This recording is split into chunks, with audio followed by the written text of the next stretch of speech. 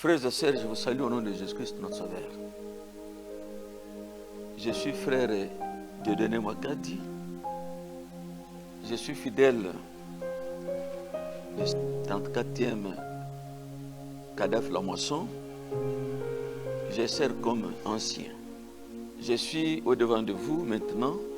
Je vais vous présenter un message de l'heure dont le thème est la miséricorde infinie de Dieu. Frères et sœurs, en résumé, comprenez que nous allons prendre le livre de Jonas. Jonas, c'est un petit livre parmi les 12 petits prophètes. Il est le 5e prophète. Jonas, c'est le fils de Amittai. Il a vécu du temps de prophète Jéroboam en Israël au nord. Vous savez qu'Israël avait à cette époque-là deux royaumes. Il y avait un royaume au nord qui avait 10 tribus et au sud, il y avait un deuxième royaume sous la direction de Roboam avec 2 tribus dont Benjamin et Juda. Le prophète reçoit un message. Quand nous lisons chapitre 1 de Jonas, premier verset jusqu'au 3e, il est dit ceci. La parole de Dieu fut adressée à Jonas. Le livre de Jonas est un message au peuple élu d'Israël. Le message est celui-ci. Revenir à Dieu et à sa parole. Entendre la parole de Dieu et obéir à ses commandements. Se repentir pour vivre. Être un signe de lumière pour les nations. L'envoi du prophète Jonas à Ninive est la préoccupation de Dieu pour cette ville. Dieu y envoie son prophète pour y prêcher comme un moyen d'aide et non de nuire aux Ninivites. Il les a créés dignes d'amour et il les aime. Il veut qu'ils se repentissent et qu'ils vivent. L'Éternel envoie pour une seconde fois Jonas à Ninive. Dieu est déterminé à sauver Ninive. Jonas s'en va sous la pression et la contrainte. Son obéissance est de pair avec les rancunes et le murmure. Il se rend à Ninive contre sa propre volonté. Ces mauvaises habitudes du passé restent. Dieu lui a donné la deuxième chance. Et il ne veut pas que Dieu donne la deuxième chance à Ninive. Les habitants de Ninive ont cru en Dieu en acceptant le message court de Jonas. Dans 40 jours, Ninive sera détruite. Ninive a accepté le message et s'est repentie. Donc, le changement de vie à Ninive a affecté les individus. Il a affecté toute la nation et la vie politique. Le livre de Jonas est un message sur les dangers de la haine contre les autres nations, contre les autres peuples que nous considérons comme indésirables. Jonas nous rappelle l'obéissance à Dieu en allant prêcher la parole à Ninive. Aide non seulement sauver des vies des autres, mais aussi sauver la nôtre. Jonas et Israël ne croient pas à l'efficacité de la parole de Dieu. C'est une maladie qui affecte le messager de Dieu de ce temps-là et d'aujourd'hui. Quand nous lisons Matthieu chapitre 12, versets 40 à 41, Christ nous dit qu'il y a plus que Jonas. Christ vient pour nous aider à faire ce qui est au-delà de ce que Jonas a fait. Jonas est resté homme avec toutes les faiblesses des hommes.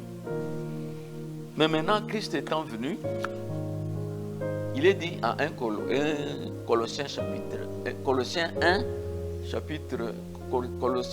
1, verset 27. Il est dit, la glorieuse richesse de ce mystère pour les païens, savoir Christ en vous, l'espérance et la gloire. Il est écrit en Ézéchiel chapitre 36, verset 26, que là où l'homme n'a pas été capable d'obéir à la loi, Dieu a envoyé Christ, qui vient, qui est en nous maintenant. Il est l'espérance et la gloire. C'est-à-dire Christ, lorsqu'il entre en nous, il nous donne les capacités d'obéir maintenant à la loi, d'accomplir pleinement la loi. Tout ce qui a été impossible à nous, la haine, la jalousie, la convoitise, tout cela, on peut arriver à obéir à Dieu et nous dépasser, pas par notre propre force, mais par la grâce de Jésus-Christ. Non, c'est-à-dire ceci. Tout ce qui se passe maintenant en nous, Christ accomplit en nous la justice de la loi. La justice de la loi n'est pas accomplie par nous, mais elle est accomplie en nous par Christ. Nous pouvons maintenant aimer l'ennemi, nous pouvons maintenant prêcher à l'ennemi, nous pouvons maintenant pardonner, parce que Colossiens 1, 28 nous dit ceci, nous sommes présentés à Dieu, tout homme est devenu parfait en Christ. Donc, lorsque Christ est en nous, c'est lui qui agit, et nous pouvons faire tout ce qui est impossible en nous, tout ce qu'en Adam on n'a pas pu faire, on ne peut pas faire. Christ nous donne la possibilité, le moyen de pouvoir nous dépasser et accomplir la volonté de Dieu. C'est ainsi qu'il est écrit en Ésaïe chapitre 53. Il a été blessé pour nos péchés et par ses meurtrissures, il nous guérit de toute infirmité.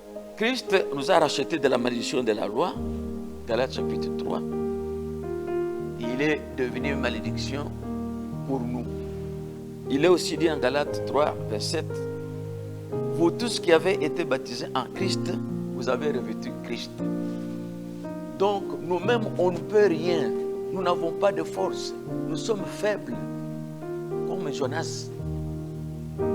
C'est Christ en nous qui opère tous ces signes-là. C'est Christ qui fait du travail en nous. Si réellement on peut accepter Jésus-Christ comme Sauveur et Seigneur, il entre dans notre vie. C'est lui maintenant qui opère. C'est lui qui opère. C'est lui qui opère les signes. C'est lui qui fait des miracles. Christ peut permettre qu'on puisse arriver à aimer, à manger avec l'ennemi. Christ peut permettre que nous puissions proclamer l'évangile. Jusque là, on ne peut pas nous accueillir. Tout cela, Christ le fait. Voilà pourquoi il a dit, ici, il y a plus que Jonas. Frères et sœurs, vous qui écoutez ce message en sérieux, sachez une chose, c'est en Christ que nous pouvons vivre. Christ est notre vie. Si nous comptons sur nos propres efforts, on ne peut rien faire, en grand ou en petit. C'est Christ qui agit en nous et c'est Christ qui opère. Si vous pouvez accepter dans votre vie aujourd'hui Christ comme Sauveur et Seigneur, il va entrer en vous, il va vous transformer par le vélo de l'intelligence. Vous allez devenir un autre homme, une autre femme, et on peut maintenant accomplir les œuvres de la loi. Je vous ai dit, je vous remercie. Que Dieu vous bénisse.